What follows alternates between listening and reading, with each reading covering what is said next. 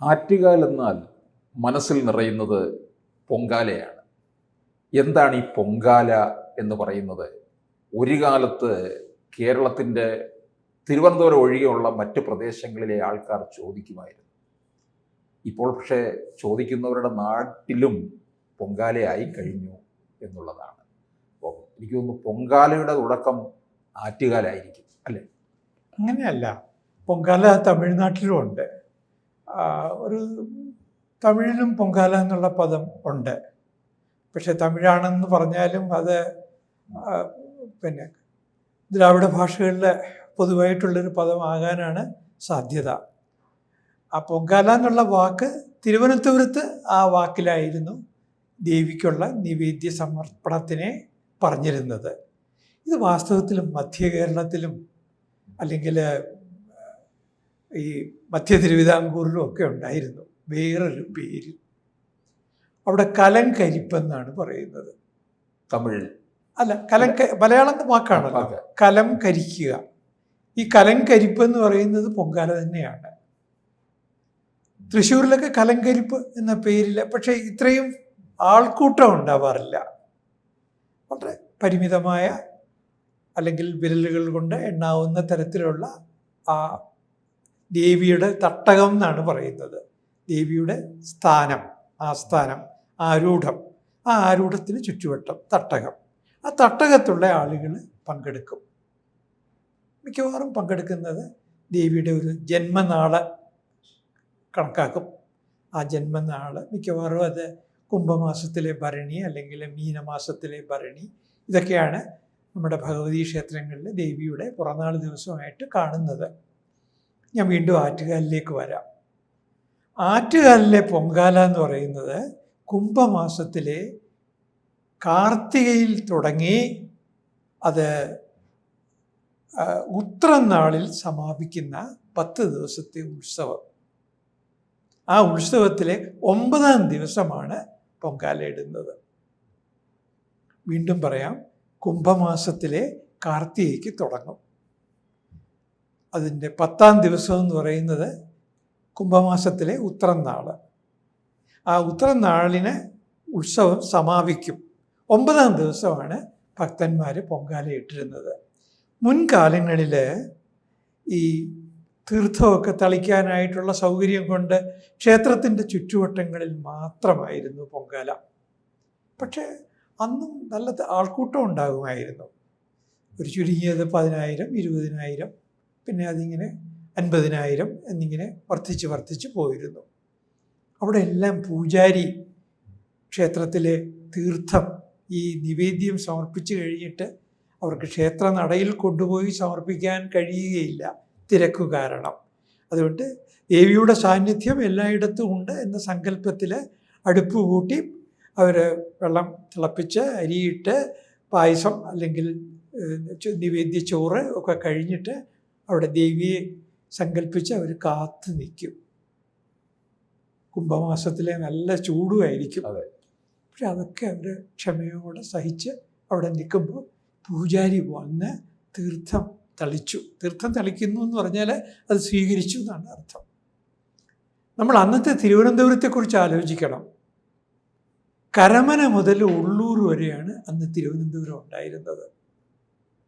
അതായത് വടക്കേ അതിർത്തി ഉള്ളൂർ, തെക്കേ അതിർത്തി കരമനയാറ്, പടിഞ്ഞാറ് വശത്ത് കടൽ, കിഴക്ക് വശത്ത് കിളിയാറ്, ചെറിയൊരു പ്രദേശം. ആ പ്രദേശത്ത് നിന്ന് മാത്രമല്ല ചുറ്റുവട്ടങ്ങളിലുള്ള നെടുമങ്ങാട് പ്രദേശങ്ങളിൽ നിന്നും അതുപോലെ മറ്റ് കാര്യവട്ടം അങ്ങനെയുള്ള ആറ്റിങ്ങൽ വരെയുള്ള പ്രദേശങ്ങളിൽ നിന്നും ആളുകൾ ഈ ഇവിടേക്ക് ആറ്റുകാലിലേക്ക് വരുമായിരുന്നു. അത് പിന്നെ ആ തിരക്ക് കൂടിക്കൂടി വരാൻ കാരണം ആറ്റുകാലിലെ ഒരു ഭക്തനായ ഒരു ശാന്തിക്കാരൻ്റെ നിഷ്കാമമായ സമർപ്പണമായിരുന്നു. അദ്ദേഹത്തിന് തീർച്ചയായിട്ടും ക്ഷേത്രത്തിൻ്റെ ഊരാള സമിതി എല്ലാ പിന്തുണയും കൊടുത്തു, അദ്ദേഹത്തെ പ്രോത്സാഹിപ്പിച്ചു. ഈ ആറ്റുകാൽ ക്ഷേത്രത്തിൻ്റെ പ്രത്യേകത ഭഗവതി അവിടെ വടക്കോട്ടാണ് ദർശനം. ഈ വടക്കോട്ട് ദർശനം എന്നുള്ള ഭഗവതി ഉഗ്രരൂപിയാണ്. നമ്മുടെ തന്ത്രശാസ്ത്രം അനുസരിച്ച് നോക്കുമ്പോൾ സാധാരണ ഭഗവതിയുടെ ദർശനം ഒന്നുകിൽ കിഴക്കോട്ടായിരിക്കും അല്ലെങ്കിൽ പടിഞ്ഞാറോട്ടായിരിക്കും. മിക്കവാറും കിഴക്കോട്ട് അല്ലെങ്കിൽ പടിഞ്ഞാറോട്ട്. എന്നാൽ വടക്കോട്ട് ദർശനമായ ഭഗവതി ക്ഷേത്രങ്ങളും ഉണ്ട്. കൊടുങ്ങല്ലൂർ അങ്ങനെയാണ്. ഞാൻ അങ്ങോട്ടേക്ക് വരാൻ തുടങ്ങുകയായിരുന്നു. കൊടുങ്ങല്ലൂരും വടക്കോട്ടാണ് ദർശനം ഉള്ളത്. അപ്പോൾ വടക്കോട്ട് ദർശനം ഉണ്ടെങ്കിൽ അതൊരു കളരി ദേവതയായിരിക്കും. അതായത് മാടായി അങ്ങനെയാണ്, കളരിവാതുക്കലുണ്ട്. അപ്പോൾ ഈ വടക്കോട്ട് ദർശനം എന്ന് വന്നാൽ കളരി പാരമ്പര്യവുമായി ബന്ധപ്പെട്ട, അപ്പോൾ തീർച്ചയായിട്ടും ഞാൻ മുമ്പ് പറഞ്ഞതുപോലെ ഇത് യോദ്ധാക്കളുടെ കുടുംബമായിരുന്നിരിക്കണം. ഈ ആറ്റുകാൽ ക്ഷേത്രത്തിൻ്റെ തുടക്കത്തിന് കാരണക്കാരായിട്ടുള്ള ആ മല്ലു വീട്ടിലെ കാരണവർ അങ്ങനെ ഒരു യോദ്ധാക്കളുടെ കുടുംബത്തിൽപ്പെട്ട ആളായിരിക്കും. ഞാൻ പ്രശസ്തമായ ഐതിഹ്യമൊന്നും ആവർത്തിക്കുന്നില്ല. അറിയാമല്ലോ, ഭഗവതിയെ ഇങ്ങനെ കാത്തിരുന്നു. അപ്പോൾ അത് ഭഗവതിക്ക് കൊണ്ടുവന്നു. അഭയം ഭഗവതിക്കൊരു ആസ്ഥാനം കൊടുത്തു. ആളറിയാതെ ഒരു കന്യകയാണ് എന്ന് തെറ്റിദ്ധരിച്ച്, അത് പിന്നെ കണ്ണകിയാണെന്നൊരു പക്ഷം, അതല്ല ഭഗവതിയാണെന്നൊരു പക്ഷം. കണ്ണകി കൊടുങ്ങല്ലൂരിലേക്ക് വന്നത് തിരുവനന്തപുരം വഴിയാണ് എന്ന് ആറ്റുകാലിൻ്റെ ക്ഷേത്ര മാഹാത്മ്യത്തിൽ പറയും. ചരിത്രദൃഷ്ടിയാ നോക്കുകയാണെങ്കിൽ കണ്ണകി വന്നത് പെരിയാറിൻ്റെ ഒരു ദിക്ക് നോക്കിയിട്ട്, പെരിയാറിൻ്റെ ഒരു ഒഴുകുന്ന ഗതി നോക്കിയിട്ട് തമിഴ്നാട്ടിൽ നിന്ന്, മധുരയിൽ നിന്ന് കൊടുങ്ങല്ലൂരിലേക്ക് വരാനാണ് ചരിത്രദൃഷ്ടിയിൽ നോക്കുമ്പോൾ സാധ്യത കൂടുതൽ. പക്ഷേ വിശ്വാസം ചരിത്രവും സമാന്തരമായി യാത്ര ചെയ്യുന്നതാണ്. അതുകൊണ്ട് അതിനെപ്പറ്റി നമ്മൾ ക്രിട്ടിസൈസ് ചെയ്യുന്നതിൽ അർത്ഥമില്ല. ഏതായാലും ഈ പറയുന്ന ഈ ക്ഷേത്രം ഇങ്ങനെ പതുക്കെ പതുക്കെ വിശ്വാസം കൊണ്ട് വളരുകയാണ്. മാത്രമല്ല, ഒരു ക്ഷേത്രം പ്രശസ്തമാകുന്നതിൽ 2 പേർക്കാണ് അതിൻ്റെ ആരാധന ഭംഗിയാവണം. നിഷ്ഠയോടുകൂടിയുള്ള ആരാധന വേണം. ആ ആരാധനയുടെ ഫലമായിട്ടാണ് നമ്മുടെ വിശ്വാസം അനുസരിച്ച് ദൈവിക ചൈതന്യം യാഥാർത്ഥ്യമാകുന്നത്. അപ്പോൾ ഇവിടെ ചെന്ന് ഈ അമ്മയോട് പറഞ്ഞാൽ എനിക്കതിനൊരു ഉത്തരം കിട്ടും എന്ന് നമുക്ക് തോന്നുകയാണ്. ഇതാരെങ്കിലും പറഞ്ഞിട്ടല്ല, ഒരു പബ്ലിക് റിലേഷൻ വർക്ക് കൊണ്ടുണ്ടാകുന്ന ഒന്നല്ല. ഇതിങ്ങനെ സമൂഹത്തിൽ ഇതിങ്ങനെ എവിടെ നിന്നറിയാതെ ഉത്ഭവിച്ച് എവിടേക്കാണ് പോകുന്നതെന്നറിയാതെ വ്യാപിച്ച് എവിടെ ചെന്ന് എത്തുമെന്ന് സങ്കല്പിക്കാൻ പോലും കഴിയാത്ത തരത്തിൽ ഇങ്ങനെ വളർന്നുകൊണ്ടിരിക്കുന്നതാണ് നമ്മുടെ ഈ ആറ്റുകാലിൽ കാണുന്നത്. പിന്നെ ആറ്റുകാലിലെ ദേവിയെപ്പറ്റി പലർക്കും അത് വ്യക്തമായ ധാരണകളില്ല. നമ്മുടെ നാട്ടിലെ ഭഗവതി എന്ന് പറയുന്ന ആ ദേവിക്ക് പ്രധാനപ്പെട്ട 2 ഭേദങ്ങളുണ്ട്. ഒന്ന് ദുർഗ, മറ്റൊന്ന് ഭദ്രകാളി. ഇതിൽ ആറ്റുകാലിലേത് ഭദ്രകാളിയാണ്. അതായത് ഭദ്രകാളിയുടെയും ദുർഗയുടെയും അവതാര ലക്ഷ്യങ്ങൾ പുരാണത്തിൻ്റെ കാഴ്ചപ്പാടിൽ നോക്കുമ്പോൾ 2ആണ്. ദുർഗ അവതരിക്കുന്നത് മഹിഷനെ വധിക്കാനാണ്. ഭദ്രകാളി അവതരിക്കുന്നത് മഹിഷനെ നിഗ്രഹിക്കാൻ അല്ല, നമുക്കറിയാം. അപ്പോൾ ഈ 2ആണെങ്കിലും ഇത് നന്മയുടെ പ്രതീകമാണ് ഭദ്രകാളിയും അതുപോലെ ദുർഗയും. തിന്മയുടെ പ്രതീകമാണ് അസുരന്മാരും. അപ്പം നന്മയും തിന്മയും തമ്മിലുള്ള പോരാട്ടമാണ് ഈ ജീവിതം എന്ന് പറയുന്നത്. അല്ലെങ്കിൽ നന്മയും തിന്മയും തമ്മിലുള്ള പോരാട്ടമാണ് പ്രപഞ്ചത്തിൻ്റെ ചരിത്രം എന്ന് പറയുന്നത്. ആ പോരാട്ടത്തിൽ നന്മ ജയിച്ചേ തീരും, തിന്മ പരാജയപ്പെട്ടേ മതിയാകൂ. ആ ഒരു സന്ദേശം കൂടി ഈ ആറ്റുകാലിൻ്റെ മാഹാത്മ്യത്തിൽ അടങ്ങിയിരിക്കുന്നു. നന്മയും തിന്മയും തമ്മിലുള്ള പോരാട്ടം, ആ പോരാട്ടത്തിൽ നന്മ ജയിച്ചേ മതിയാകും. നന്മ ജയിക്കും എന്ന ഒരു ശുഭപ്രതീക്ഷ സമൂഹത്തിൻ്റെ ഉപബോധ മനസ്സിന് കൊടുക്കുന്നതിന് ആരാധനാലയങ്ങൾ വളരെ പ്രധാനപ്പെട്ട പങ്ക് വഹിക്കുന്നുണ്ട്. നമ്മൾ ഫ്രോയിഡിയൻ മനഃശാസ്ത്രത്തിൽ പറയുന്ന കളക്റ്റീവ് അൺകോൺഷ്യസ്നെസ് ഉണ്ട്. സമൂഹത്തിൻ്റെ ഒരു ഉപബോധ മനസ്സുണ്ട്. ആ ഉപബോധ മനസ്സിന് ആത്മവിശ്വാസം നൽകുന്നത് ഇത്തരം ചില വിശ്വാസങ്ങളാണ്. ഇത്തരം ചില അതായത് ഞങ്ങൾക്കൊരു അഭയസ്ഥാനമുണ്ട്. ദേവി തന്നെ ഇത്തരം പരീക്ഷണങ്ങളെ അതിജീവിച്ച ആളാണ്. അതാണ് നമ്മുടെ ഈ ആറ്റുകാലിലെ അല്ലെങ്കിൽ ആറ്റുകാൽ പോലെയുള്ള ഭഗവതി ക്ഷേത്രങ്ങളിലെ അനുഷ്ഠാനങ്ങളിൽ കാണുന്നത്. ഞാൻ നേരത്തെ അവിടുത്തെ ഒരു പൂജാരിയുടെ സാന്നിധ്യത്തെപ്പറ്റിയും അദ്ദേഹത്തിൻ്റെ നിഷ്ഠയെപ്പറ്റിയും പറഞ്ഞു. ആ പൂജാരി വരുന്നതിന് മുമ്പ് ശാക്തേയ സമ്പ്രദായത്തിലുള്ള പൂജകളായിരുന്നു ആറ്റുകാലിൽ ഉണ്ടായിരുന്നത്. ശാക്തേയം എന്ന് പറയുന്നത് അറിയാമല്ലോ, ശൈവം, വൈഷ്ണവം, ശാക്തേയം. അതിൽ ശാക്തേയ സമ്പ്രദായത്തിലുള്ള പൂജാവിധികളിൽ തന്നെ വാമാചാരവും ദക്ഷിണാചാരവും ഉണ്ട്. അതിൽ റൈറ്റ് ഹാൻഡേഴ്സും ഉണ്ട്, ലെഫ്റ്റ് ഹാൻഡേഴ്സും ഉണ്ട്. അതിൽ ഈ വാമാചാരം എന്ന് പറയുമ്പോൾ ലെഫ്റ്റ് ഹാൻഡേഴ്സിൻ്റെ പൂജയിൽ മൃഗബലിയുണ്ട്. ഒരു കാലത്ത് ആറ്റുകാലിലും മൃഗബലി ഉണ്ടായിരുന്നു എന്നാണ് നമുക്ക് കിട്ടിയിട്ടുള്ള തെളിവുകൾ. അപ്പോൾ ആ വാമാചാരത്തിൽ പറയുന്ന മൃഗബലി അവിടെ ഇല്ലാതാക്കുന്നതിൽ ചട്ടമ്പി സ്വാമികൾക്ക് ഒരു വലിയ പങ്കുണ്ടായിരുന്നു എന്നാണ് അതിന് ചുറ്റുവട്ടത്ത് താമസിക്കുന്നവരിൽ നിന്ന് മനസ്സിലാക്കാൻ സാധിച്ചിട്ടുള്ളത്. ചട്ടമ്പി സ്വാമിയെ പറ്റി നമുക്കറിയാം, കാഷായം ധരിക്കാത്ത അവധൂതനാണ്. പക്ഷേ അവധൂതന്മാർ സാധാരണ വീടുകളിൽ താമസിക്കാറില്ല.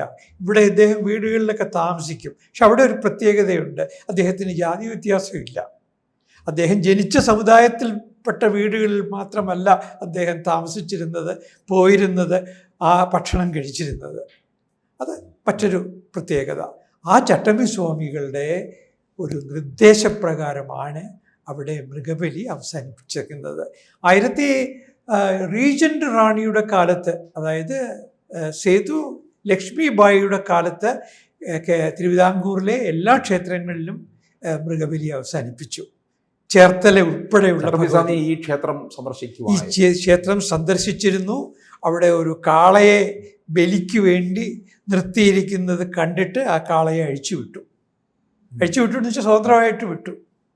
ബാക്കി ഞാൻ ഏറ്റു, ദേവി കോപിക്കുകയാണെങ്കിൽ ഞാൻ സമാധാനം പറഞ്ഞു കൊള്ളാം എന്ന് അവിടുത്തെ കുടുംബ അംഗങ്ങളോട് പറഞ്ഞ് അദ്ദേഹം അവർക്ക് അദ്ദേഹം വേദാധികാര നിരൂപണം എഴുതിയ ആളാണ്. അദ്ദേഹത്തിന് അനവധി പുസ്തകങ്ങൾ ഉണ്ട്. ഏറ്റവും പ്രശസ്തമായ പ്രാചീന കേരളം തുടങ്ങിയ പുസ്തകങ്ങളുടെ രചയിതാവായിട്ടുള്ള പണ്ഡിതനായിട്ടുള്ള ചട്ടമ്പി സ്വാമികൾ. അദ്ദേഹം സ്വയം അദ്ദേഹത്തിന് ചട്ടമ്പി സ്വാമി എന്ന് വിശേഷിപ്പിച്ചു എന്നേ ഉള്ളൂ. ചട്ടം പഠിപ്പിക്കുന്നയാളായതുകൊണ്ട് ചട്ടമ്പി, അല്ലാതെ ഇന്നത്തെ ഉദ്ദേശിക്കുന്ന അർത്ഥമല്ല. കേരളീയ നവോത്ഥാനത്തിൻ്റെ നായകന്മാരിൽ ഒരാളാണ് അദ്ദേഹത്തിന് വിദ്യാധിരാജ പരമഭട്ടാരക ചട്ടമ്പി സ്വാമി എന്നാണ് ഭക്തന്മാർ അദ്ദേഹത്തെ വിശേഷിപ്പിക്കുന്നത്. ഞാൻ ഇനിയും ചില ആളുകളെ പറ്റി പറയട്ടെ, ക്ഷേത്രവുമായി ബന്ധപ്പെട്ടിട്ടുള്ള ചില ആളുകളെ പറ്റി. മഹാകവി ചങ്ങമ്പുഴ, അദ്ദേഹം പുറമേക്കൊരു ഭക്തനല്ല, എന്നാൽ നാസ്തികനും അല്ല. നമുക്കറിയാം അദ്ദേഹത്തിൻ്റെ കുടുംബ പശ്ചാത്തലത്തെ പറ്റി. ഇടപ്പള്ളി രാജകുടുംബവുമായിട്ട് വളരെ അടുത്ത ബന്ധമുണ്ടായിരുന്ന ഒരു തറവാടാണ് ചങ്ങമ്പുഴ തറവാട്. അപ്പോൾ അദ്ദേഹം ഈ തിരുവനന്തപുരത്ത് അന്ന് മഹാരാജാസ് ആർട്സ് കോളേജ്, ഇന്നത്തെ ഗവൺമെൻറ് ആർട്സ് കോളേജ് തൈക്കാട്ട്, അവിടെയാണ് BA ഓണേഴ്സിന് പഠിക്കാൻ വരുന്നത്. ചങ്ങമ്പുഴ അന്നേ പ്രശസ്തനാണ്. ചങ്ങമ്പുഴ കോളേജിലേക്ക് വരുമ്പോൾ തന്നെ എല്ലാവരും അറിയും. അപ്പോൾ ചങ്ങമ്പുഴയെ അദ്ദേഹത്തിൻ്റെ സഹപാഠിയായ പിൽക്കാലത്ത് NSS കോളേജുകളിൽ പ്രൊഫസറായിരുന്ന കുഞ്ഞിശങ്കരപ്പിള്ള എന്ന സതീർത്ഥ്യൻ അദ്ദേഹത്തെ ഈ പറയുന്ന ആറ്റുകാൽ ക്ഷേത്രത്തിലേക്ക് കൊണ്ടുപോവുകയാണ്. അന്ന് ചങ്ങമ്പുഴയുടെയും കുഞ്ഞിശങ്കരപ്പിള്ളയുടെയും ഒപ്പം പ്രൊഫസർ S. ഗുപ്തൻ നായരുമുണ്ട്. എൻ്റെ അച്ഛനും ഉണ്ട്. അപ്പോൾ ഇവർ 3 പേരും കൂടി, ഇത് കുഞ്ഞിശങ്കരപ്പിള്ള സാറിൻ്റെ ആത്മകഥയിൽ പറയുന്ന കാര്യമാണ്, ഇവർ 3 പേരും കൂടി ആറ്റുകാലിലെത്തി. ഒന്ന് ചെറിയ ഒരു ക്ഷേത്രമാണ്, ഒരു നാലുകെട്ട്.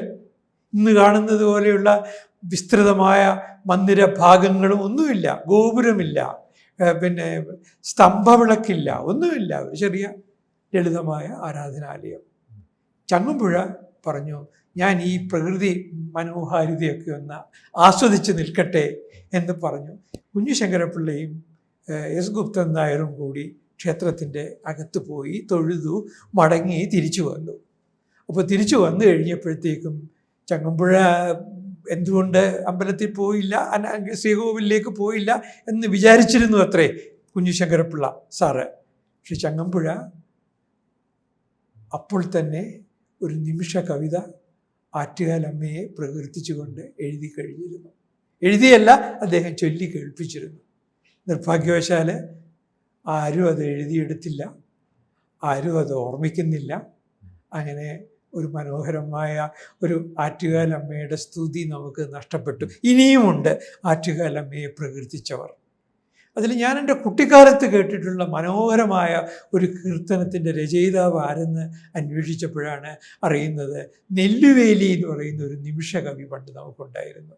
ചാലക്കമ്പോളത്തിലൊക്കെ പോയി നിന്ന് ഈ മാർക്കറ്റ് ആളുകൾ വരുന്ന ദിവസം ചപ്ലാക്കട്ടയൊക്കെ കൊട്ടിക്കൊണ്ട് ഈ സമകാലീന സംഭവങ്ങൾ കവിതയുടെ രൂപത്തിലാക്കി ചൊല്ലുന്ന ആൾ. ആ നെല്ലുവേലിയും ആറ്റുകാലമ്മയെക്കുറിച്ച് എഴുതിയിട്ടുണ്ടായിരുന്നു. അത് ഞാൻ എൻ്റെ കുട്ടിക്കാലത്ത് ഞാൻ കേട്ടതായിട്ട് ഓർക്കുന്നു. പിന്നെ സുബേദാർ വേലുപ്പിള്ള എന്ന് പറഞ്ഞ് പണ്ടിവിടെ ഒരു നിമിഷ കവി ഉണ്ടായിരുന്നു. അദ്ദേഹവും ആറ്റുകാലമ്മയെക്കുറിച്ച് ധാരാളം കീർത്തനങ്ങൾ എഴുതിയത് ഞാൻ കണ്ടിട്ടുണ്ട്. അങ്ങനെ എത്ര ആറ്റുകാലമ്മയുടെ ഭക്തന്മാർ കവിത കൊണ്ട് പൊങ്കാലയിട്ടിട്ടുണ്ട്. കൂടുതൽ വാർത്തകളും വിശേഷങ്ങളും നിങ്ങളിലേക്ക് എത്താൻ ABC മലയാളം സബ്സ്ക്രൈബ് ചെയ്യുക, ബെൽ ബട്ടണും അമർത്തുക.